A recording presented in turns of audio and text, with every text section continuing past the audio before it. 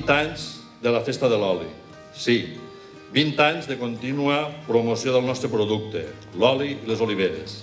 20 anys d'esforç i treball per a donar-nos a conèixer en tot allò que tenim, com el paisatge, el territori o la pedra en sec, o també tot allò que fem, com els olis, els embotits, les coques i també el vi.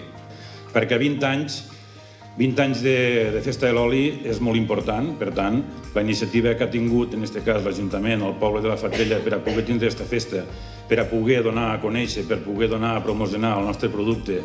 que és l'empeltre, l'oli d'oliva, sobretot verge extra. I deia que quan arriba la 20a edició és que l'èxit és evidentment garantit i que tot això, sens dubte, funciona. Una fira que deia vol posar l'oli al centre, a l'epicentre,